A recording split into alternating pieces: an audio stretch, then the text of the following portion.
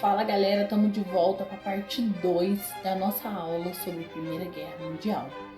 Hoje a gente vai entender, para além das datas e os fatos, a gente vai entender como a guerra transformou as sociedades, economias, vidas dos soldados e das populações civis. Afinal, você vai perceber que a Primeira Guerra não foi apenas um conflito militar, mas foi o início de um novo século e cheio de tensões e mudanças profundas.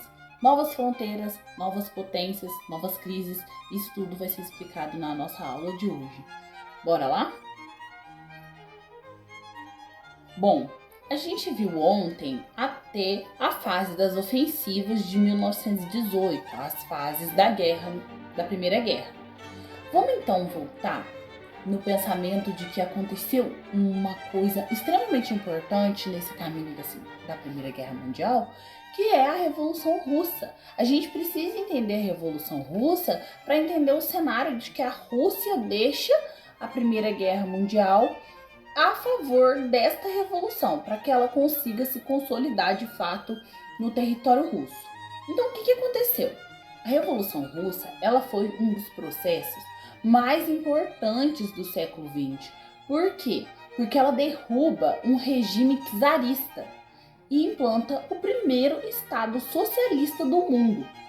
E essa revolução, ela altera profundamente a política internacional, e compreender ela exige que a gente olhe para o contexto de atrasos estruturais da Rússia, as tensões sociais crescentes que estavam lá naquele contexto, disputas políticas internas e o impacto da Primeira Guerra Mundial também na Revolução Russa. E a gente tem que entender também que a história ela não é linear. Muitas coisas acontecem ao mesmo tempo. Por isso parece um pouco confuso. A gente vai ver lá na Segunda Guerra que ao mesmo tempo que o Hitler está no seu auge do seu poder, a gente está vivendo a Revolução de 30 aqui. Entende? A história ela é linear, ela não é linear, ela tem seus pares. Muitas coisas acontecem sim ao mesmo tempo. Então, a Revolução, ela implanta o primeiro Estado socialista do mundo e altera profundamente a política internacional. Mas o que é esse Estado socialista?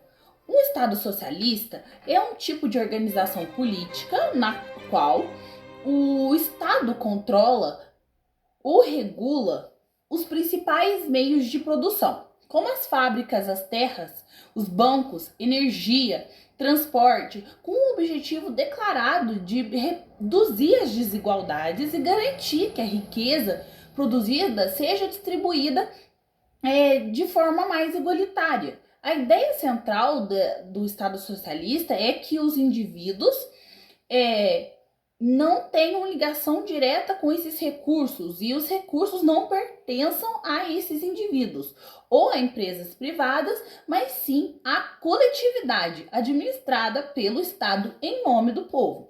Ficou claro isso? Então, o socialismo é o Estado tomando conta dos bens e regendo os bens a favor do povo para reduzir as desigualdades.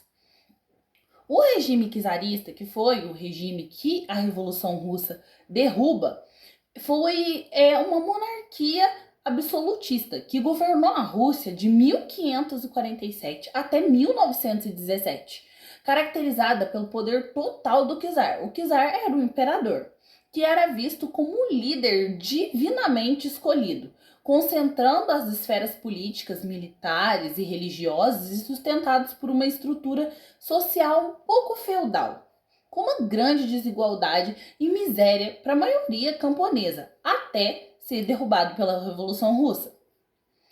Qual que era o contexto histórico anterior à Revolução? A Rússia, desde o início do século XX, ela era um império muito grande, mas socialmente desigual. Era rural, era atrasado e um pouco autoritário também.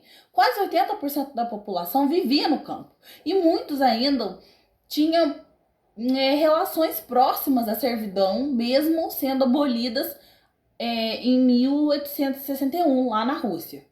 A economia era majoritariamente agrícola e um pouco industrializada, mas tinha uma forte concentração de poder nas mãos da nobreza e do czar.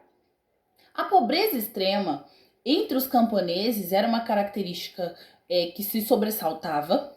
Os operários urbanos vivendo em condições absurdamente precárias.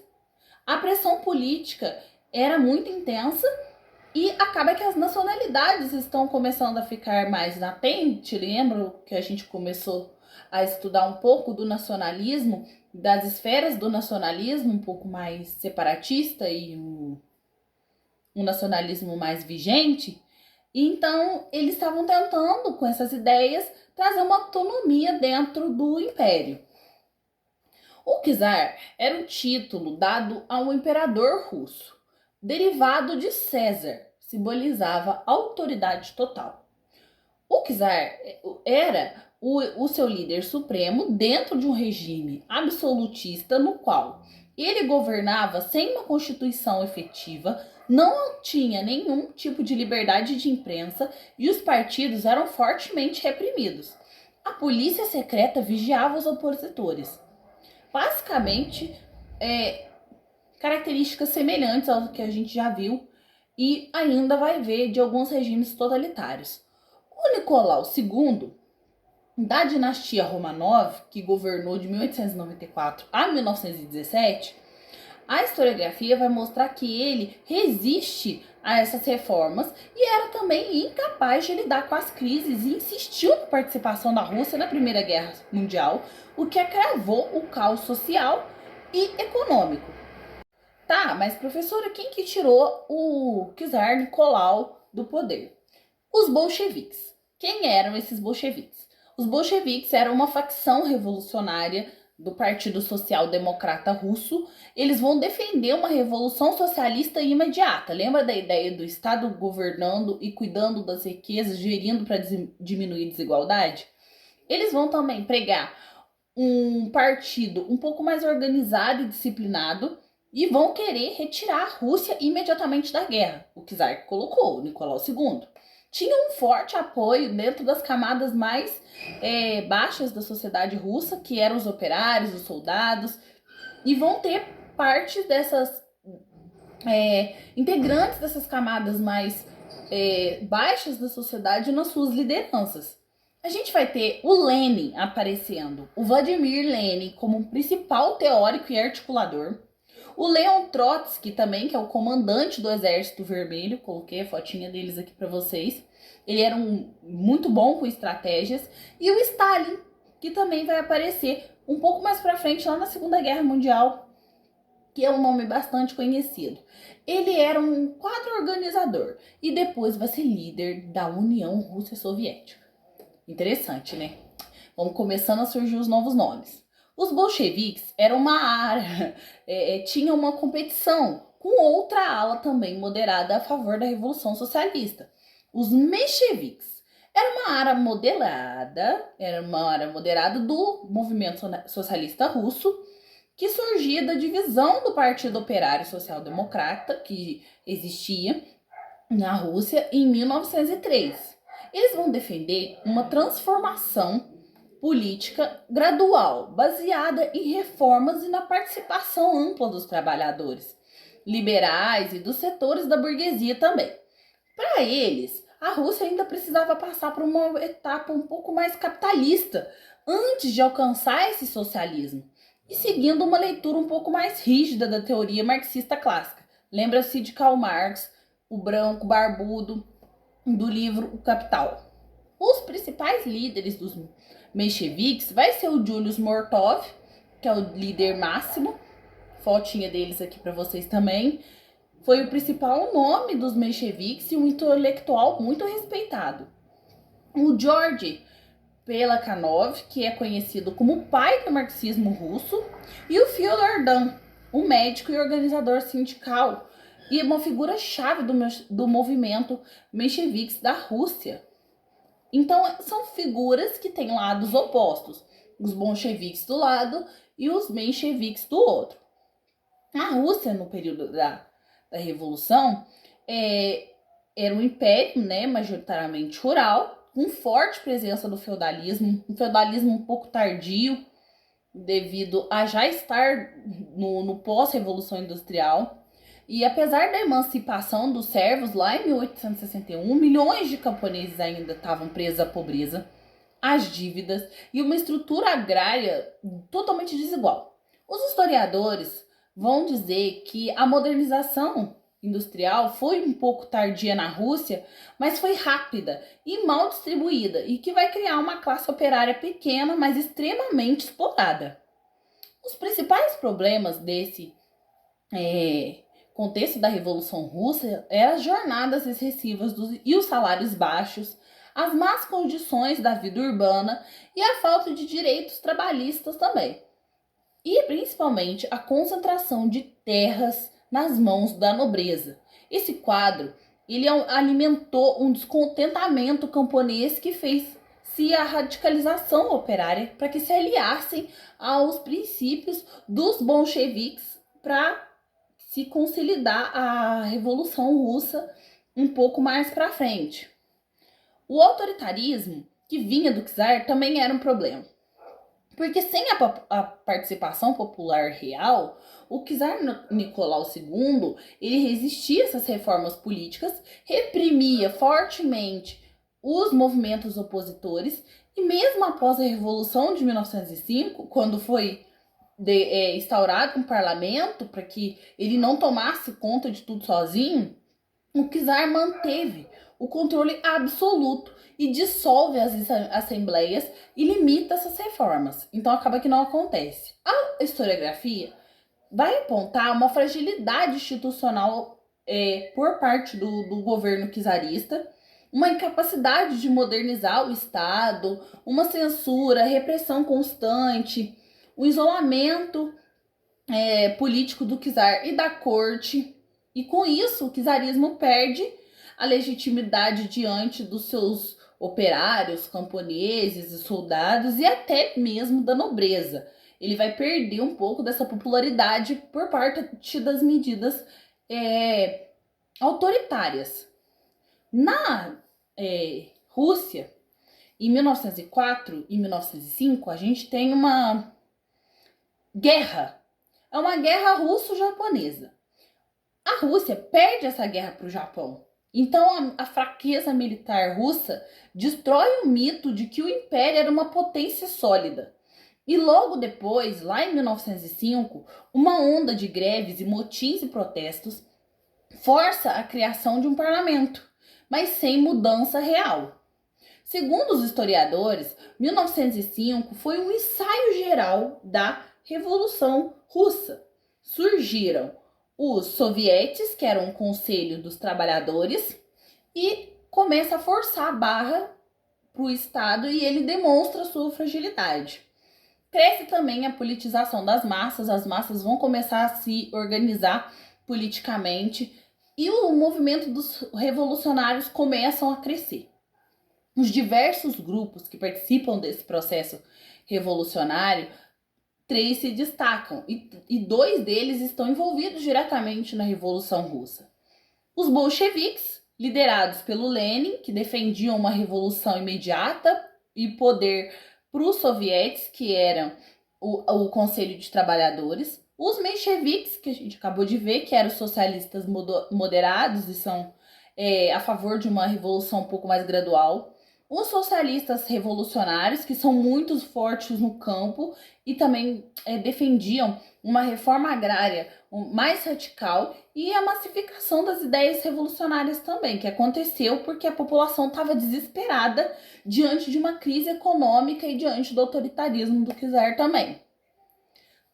Depois, já caminhando para a efetivação da Revolução Russa e para a tomada do poder através dos bolcheviques, a participação desastrosa da Primeira Guerra Mundial foi um golpe decisivo.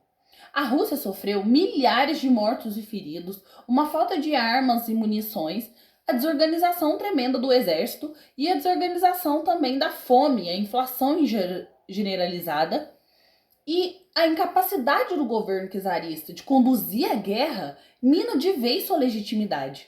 Os historiadores, como o Eric Hobsbawm, ele vai afirmar que a Primeira Guerra Mundial dificilmente ela aconteceria sem a Revolução de 1917. Os soldados, eles desertavam em massa e os camponeses voltavam para as aldeias exigindo terras. Esse processo desestabiliza totalmente o governo do Nicolau II.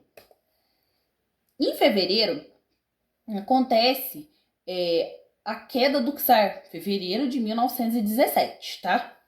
Então a guerra tá quase acabando aí. Lembra que a gente viu que a Rússia sai e logo os Estados Unidos entram um ano só para acabar a guerra? A Revolução de Fevereiro ela não foi planejada por nenhum partido, nem pelos mencheviques, nem pelos bolcheviques, nem pelos socialistas radicais. Ela explode espontaneamente porque o resultado direto do caos econômico, da fome e do desgaste causado pela Primeira Guerra Mundial. Lembra da baixa dos mortos que a gente teve? Então, da perda de territórios, um exército totalmente fragilizado. O processo ocorre em poucas semanas e derruba um regime de 300 anos, gente. É bem radical. É uma reforma que vem das bases, das massas. No dia 23 de fevereiro, ou 8 de março, através do calendário ocidental, as operárias textis saíram para as ruas pelo Dia Internacional da Mulher, exigindo o pão e o fim da guerra. A manifestação cresceu rapidamente e transformou em uma greve geral que paralisou a capital. Em poucos dias, centenas de milhares de trabalhadores protestavam contra o governo. Então, o czar estava com a corda no pescoço. O que o czar não estava esperando finalmente acontece. A disciplina militar ruiu e os soldados passaram a apoiar as greves e vão abrir arsenais e vão prender os oficiais. Com isso, o czarismo perde seu principal pilar de sustentação, que é o exército. E no auge dessa crise, da queda do czar, os operários e soldados formaram o Soviete Petrógrado. Enquanto os membros moderados da Duma, que era o parlamento, criavam um comitê de resolução provisório, dava início a uma situação de duplo poder. Percebendo que o regime estava isolado e sem apoio, os generais pressionaram o Nicolau II a abdicar. Basicamente o que aconteceu aqui no Brasil quando o Dom Pedro abdica do seu trono, né?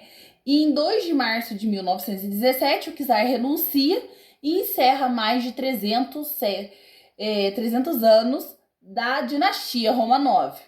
A Revolução de Fevereiro derruba a autocracia e instaura o governo provisório que prometia muitas reformas, mas decide manter a Rússia na guerra, o que mais tarde abriria um caminho para a Revolução dos Bolcheviques, lá em outubro.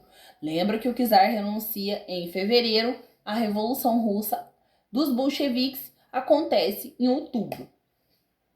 A Revolução de Outubro foi a segunda fase da Revolução Russa lá em 1917. A tomada do poder por parte dos bolcheviques, liderado pelo Lenin e pelo Leon Trotsky, ao contrário da Revolução de Fevereiro, que foi espontânea e democrática, outubro foi uma ação muito bem planejada e organizada.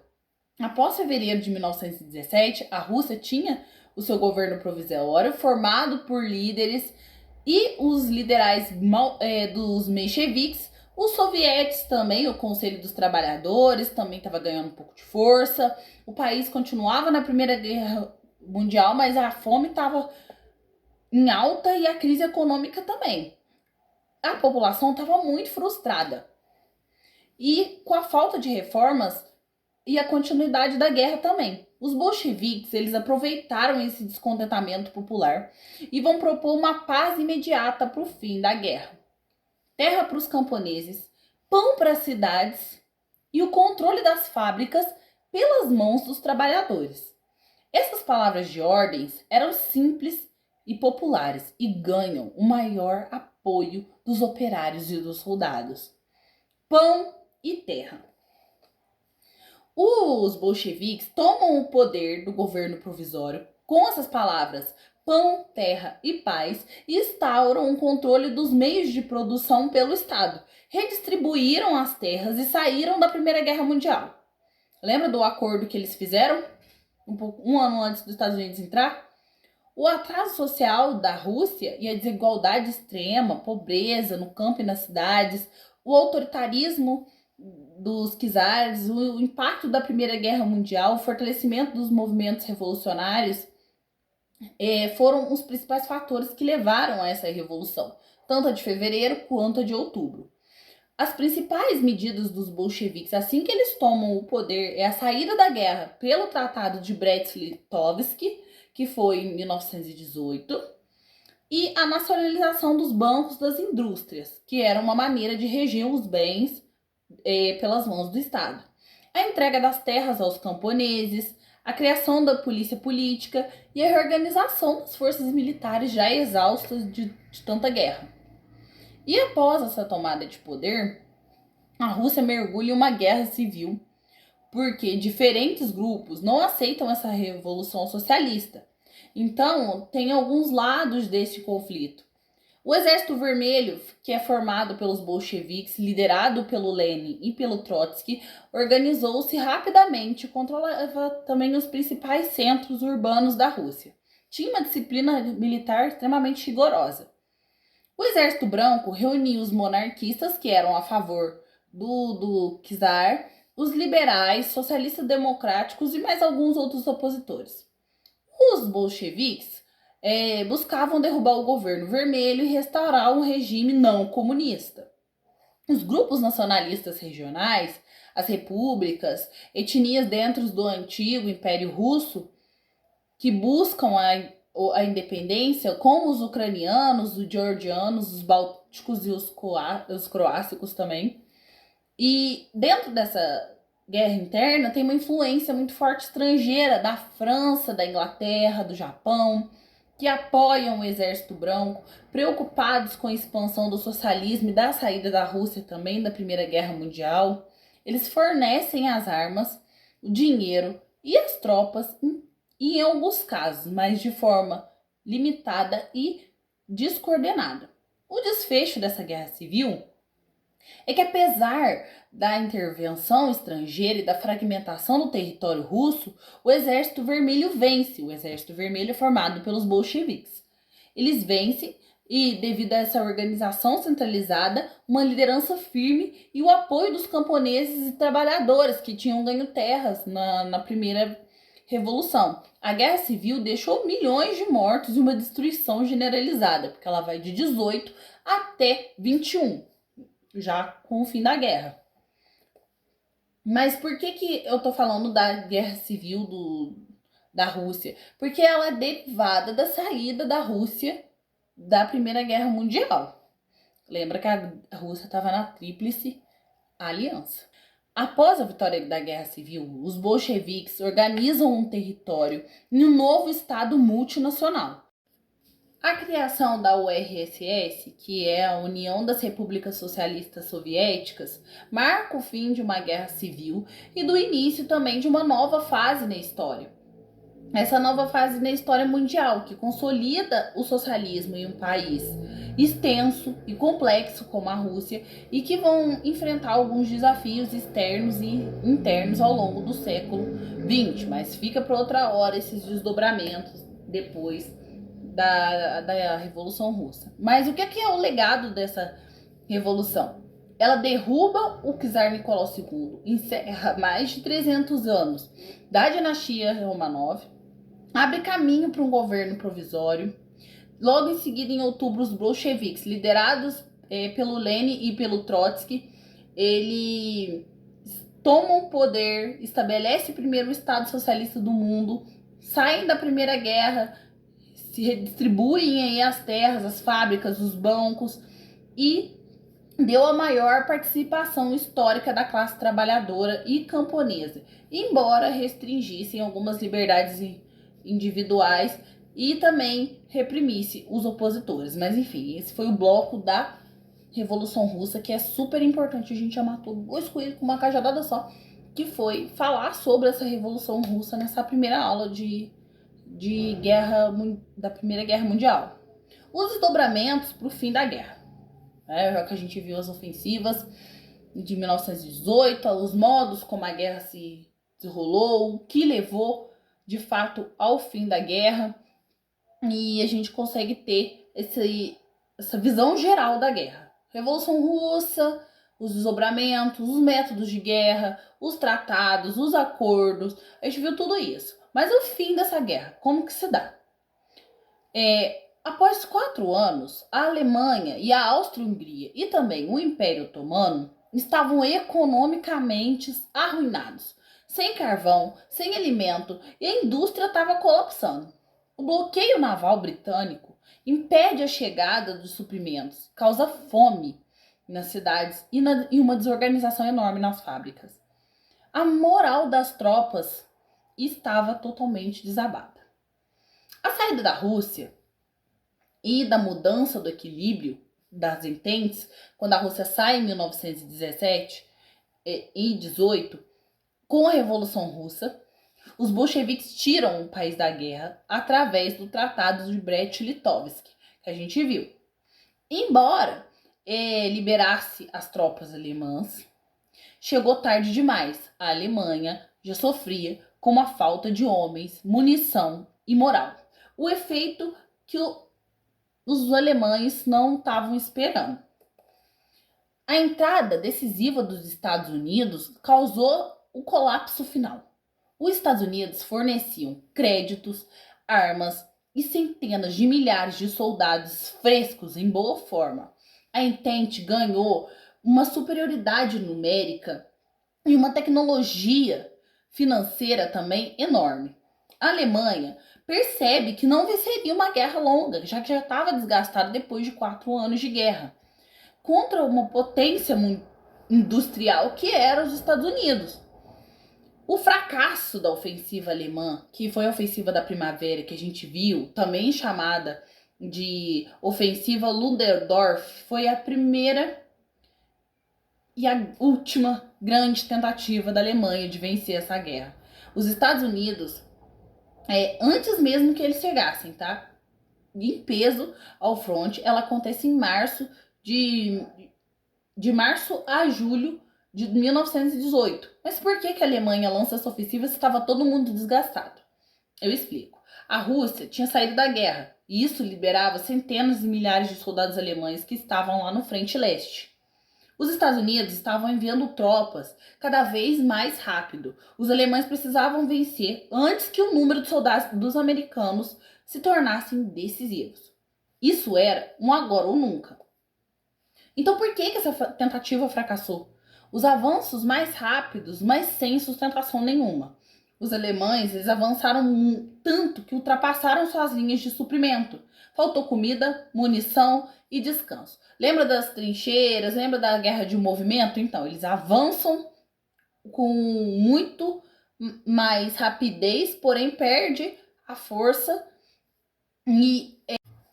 Bom, as perdas humanas nessa ofensiva é gigantesca. A tropa de elite dos alemães, os Stormtroopers, morrem em massa e eles eram os melhores soldados. Depois desses ataques, a Alemanha nunca mais conseguiu repor essas tropas.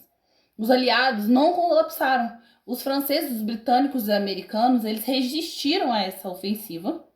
Os alemães esperavam quebrar o maior aliado que era os Estados Unidos, mas eles não conseguiram. A chegada crescente dos Estados Unidos, cada semana que chegava mais e mais soldados, enquanto a Alemanha se esgotava, os aliados ficavam ainda mais fortes. Então, os aliados tinham disposição, gente. Eles tinham disposição para aguentar ali muitos e muitos anos de guerra. Os Estados Unidos ainda tinha acabado de chegar fresquinho, com aquele tanto de soldado, então tinha disposição para tocar mais 4 anos de guerra. Mas a Alemanha estava economicamente, estruturalmente, militarmente quebrada. Não tinha como ficar nessa guerra mais. E aí, o que acontece? A ofensiva dos 100 dias, de agosto a novembro de 1918, que foi um conjunto final de ataques dos aliados que levou ao colapso definitivo da Alemanha e ao fim da Primeira Guerra Mundial. Ela não foi uma única batalha, mas uma sequência rápida e coordenada de ofensivas realizadas principalmente pelos franceses, os britânicos, os canadenses e australianos, e depois os norte-americanos, que estavam fresquinhos. Por que ela aconteceu?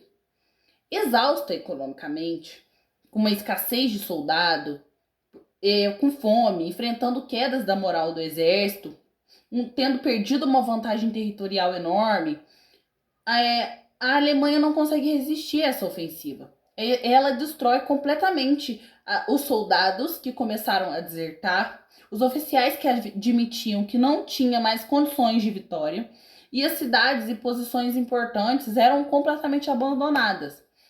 Então, a partir disso, dessa ofensiva dos 100 dias, tem-se uma crise interna alemã e a queda do Kaiser. Isso é muito importante. Por quê? Devido à fome generalizada, o bloqueio naval britânico que estava acontecendo, a entrada de alimentos e carvão não chegava. A população enfrentava um racionamento extremo e umas epidemias horríveis. As revoltas populares, os operários entravam em greve, pedindo de paz e fim da guerra. Tudo isso na Alemanha. Cidades como Berlim, Munique, Colônia ficaram paralisadas. Os motins militares começaram a acontecer, marinheiros da frota de Kiel se recusaram a continuar lutando, iniciaram uma revolta que se espalhou por todo o país. E aí se tem um colapso político. O governo imperial perde o seu apoio, os partidos socialistas e os conselhos dos trabalhadores assumiram o papel de liderança nas ruas. Então, assim, o Kaiser Wilhelm II, pressionado pelos militares e pelo parlamento e pelas revoltas, o imperador foge para a Holanda em 9 de novembro de 1918, próximo ao fim da guerra. O início da República na Alemanha é proclamado. Logo após a queda do Kaiser, assume o Weimar. Ele assume o poder e aceita negociar o armistício que a gente falou na última aula, pois continuar aquela guerra seria impossível, ainda mais com um novo regime de político acontecendo e se desdobrando na Alemanha. O que foi esse armistício? Logo depois daquela ofensiva e da mudança de regime político dentro da Alemanha, que foi o fim do Império, o início de uma república, o armistício veio bem a calhar na negociação do novo comandante, o Weimar. Foi um acordo, esse armistício, que em si encerrou ali os combates da Primeira Guerra Mundial, marcando uma derrota definitiva da Alemanha. E ela não era um tratado de paz definitivo, que viria só em 1919 com Versalhes. Mas foi o pacto militar que parou as armas e selou o fim das operações. A negociação aconteceu num vagão de trem na floresta de Compiègne, na França. Os alemães foram obrigados a aceitar as condições duríssimas impostas, pois já eram praticamente derrotados. E esse acordo infligia o fim imediato dos combates, a retirada total das tropas alemãs e a entrega do material militar, ocupação aliada em partes da Alemanha e a manutenção do bloqueio naval. A Alemanha saiu humilhada. A população alemã recebe o acordo com uma rendição forçada, o que alimenta os ressentimentos que mais tarde seriam explodidos, na Segunda Guerra Mundial. O Tratado de Versalhes, lá em 1919, que é o acordo definitivo de paz, que é assinado em 28 de junho, no Palácio de Versalhes, na França, oficializa o fim da Primeira Guerra Mundial e impôs punições extremamente severas à Alemanha, que já havia sido derrotada. É considerado um dos tratados mais polêmicos durante toda a história. Porque o armistício de novembro de 1918, a guerra acaba no campo, mas ainda não tinha um acordo formal de paz. Os vencedores, os chamados aliados, se reuniram nessa conferência de paz em Paris e decidiram impor à Alemanha uma série de condições severas. Os principais líderes foram o Georges Clemenceau da França, que queria punir a Alemanha duramente, o Woodrow Wilson, que era o presidente dos Estados Unidos, que defendia uma paz um pouco mais equilibrada, o David Lloyd, que é da Rússia e que buscava um equilíbrio, mas sem ser leve demais, e apesar dos planos do Wilson, prevalece a linha francesa, exigindo punições bem mais pesadas. A culpa exclusiva, que era o artigo 231 do tratado, a Alemanha foi obrigada a assumir a responsabilidade total pela eclosão da Primeira Guerra Mundial. Isso serviu de base para aplicar indenizações e punições. As indenizações gigantescas que a Alemanha deveria pagar também para as preparações dos países vencedores pelas destruições da guerra. O valor final atravessou os 132 bilhões de marco ouro, uma quantia impagável e devastadora para a economia da Alemanha. A Alemanha também perdeu territórios, cerca de 13% do seu território e 10% da sua população. A Ásia-Lorena foi devolvida para a França, a Polônia recebeu áreas alemãs criando o corredor polonês, as colônias africanas e asiáticas alemãs foram distribuídas entre a França, o Reino Unido e o Japão. Eu não vou me delongar muito aqui no Tratado de Versalhes, porque eu quero dar uma aprofundada nele na segunda aula de Segunda Guerra Mundial, porque ele vai ser um dos pilares que vai fazer a Alemanha se revoltar perante as injustiças que aconteceram. Então, o que fica essas consequências do Tratado de Versalhes interna, que fica um sentimento de revolta e humilhação muito grande. A população alemã, ela considera um tratado uma paz muito vergonhosa. Isso cria os ressentimentos profundos, o sentimento de injustiça coletiva. Uma crise econômica muito grave devido às indenizações, os fins das colônias e as restrições militares que levaram à hiperinflação, desemprego, à instabilidade política. E também com o enfraquecimento da República do Weimar, que o governo que assinou o tratado foi visto como um traidor da pátria e perde seu apoio popular e abre um espaço para novos movimentos radicais. Nisso, a ascensão do nazismo. O Adolf Hitler explora esse discurso de Alemanha foi apunhalada pelas costas, o Versalhes foi muito injusto e temos que honrar a Alemanha e restaurar essa honra. O Tratado de Versalhes se torna uma das bases retóricas e políticas para o crescimento do nazismo e do militarismo alemão lá na Segunda Guerra. Bom, e eu escolhi uma questão também sobre a Primeira Guerra Mundial, mas voltada para os acontecimentos ao longo da guerra. A questão que eu escolhi foi a questão 56, do Caderno Azul, do primeiro dia do Enem de 2020. O enunciado diz o seguinte: a década que se segue ao fim da guerra constitui praticamente uma continuação desta acomodação difícil de seus resultados. A ruptura do sistema internacional com a Revolução Soviética, a ascensão dos Estados Unidos, o recuo da Europa e o início da contestação anticolonial marcou uma década que para muitos foi de pessimismo e para alguns de ilusão, que bruscamente se encerra com a quebra da Bolsa de Nova York. Com a crise de 1929, terá o início a preparação de uma nova guerra mundial. Os eventos mencionados no texto contribuíram fortemente para a ascensão de regimes propensos a um novo conflito armado, pois as alternativas. Letra A. Perturbaram a dinâmica do equilíbrio demográfico. B. Dificultaram a adesão de ideologias de viés socialista. Letra C. Favoreceram a ascensão de grupos anarquistas ao poder. Letra D. Corroeram a crença da legitimidade das democracias liberais. Letra E. Deterioraram a confiança do salvacionismo dos exércitos nacionais. Bom, o texto ele vai falar sobre a década após a Primeira Guerra Mundial, destacando as dificuldades de acomodar o resultado do conflito, a ruptura do sistema internacional com a Revolução Soviética, a ascensão dos Estados Unidos como potência, o recuo da Europa do início da contestação anticolonial e a crise econômica de 1929, que prepara o terreno para um novo conflito. A gente vai aprofundar ela na aula de Segunda Guerra. A questão da pergunta é como esses eventos favoreceram a ascensão dos regimes propensos ao novo conflito armado. A resposta é a letra D. Corroeram a crença na legitimidade das democracias liberais. Isso porque a crise econômica, a instabilidade política e a incapacidade dos governos democráticos de resolver alguns problemas sociais e econômicos fizeram com que a população perdesse a confiança nas democracias e abre espaço para novos regimes autoritários, como o fascismo na Itália e o nazismo na Alemanha, que prometeram e prometiam um resgate da força nacional. Então a letra D é a nossa questão correta. E por que as outras estão erradas? A letra A é a perturbação da dinâmica de equilíbrio demográfico. Errado porque o problema não era a população, mas era político e econômico.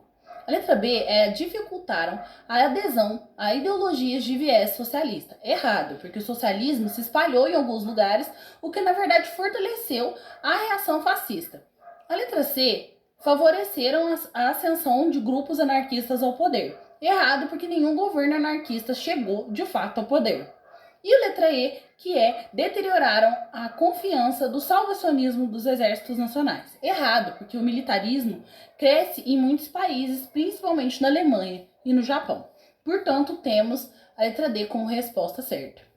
Para vocês estudarem um pouquinho sobre a Primeira Guerra Mundial, deixo aqui um livro que é o Testamento de Juventude da Vera Brittain, uma das memórias mais famosas sobre a Primeira Guerra, e um dos filmes mais premiados também, que é o 1917, que acompanha 2 soldados britânicos enviados em uma missão urgente na Primeira Guerra. Esse é o fim da nossa aula de Primeira Guerra Mundial, espero que vocês tenham gostado. Na próxima, Segunda Guerra Mundial, nos aguardam. Até a breve!